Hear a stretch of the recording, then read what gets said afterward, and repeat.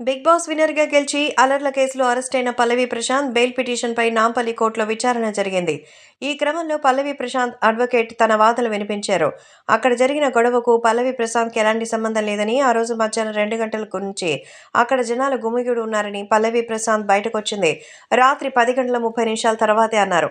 మధ్యాహ్నం నుంచి పోలీసులు అక్కడే ఉండి మాబ్‌ని కంట్రోల్ చేయలేకపోయారని, ఈ విషయంలో సంబంధం లేకపోయినా పల్లవి ప్రశాంత్‌ని పోలీసులు అరెస్ట్ చేశారు. పల్లవి ప్రశాంత్ అతని సోదరికి బెయిల్ మంజూరు చేయాలని వాదించారు.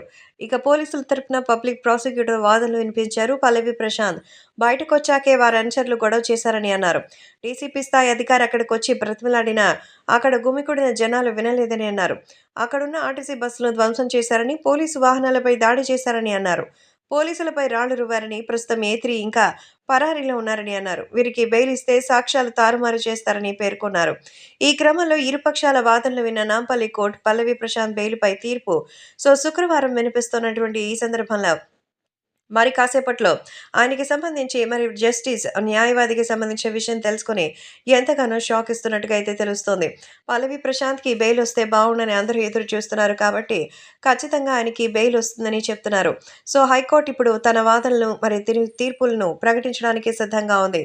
ఈ నేపథ్యంలో 14 రోజుల రిమాండ్‌కి సంబంధించిన విషయంలో బెయిల్ మంజూరు చేయాలని పల్లవి ప్రశాంత్ తరపు న్యాయవాది జూలకంటి వేణుగోపాల్ కోరారు. పోలీసులు సరైన భద్రత కల్పించడం వల్లే ఇలాంటివి జరిగిందని కోర్టుకు ఆయన తెలిపారు. సో, బెయిల్ పిటిషన్‌పై వాదనలు పూర్తి కాగా కాసేపట్లో నాంపల్లి హైకోర్టు అయితే ఈ విషయంపై తన అభిప్రాయాన్ని అలాగే తీర్పుని వెల్లడించబోతోంది.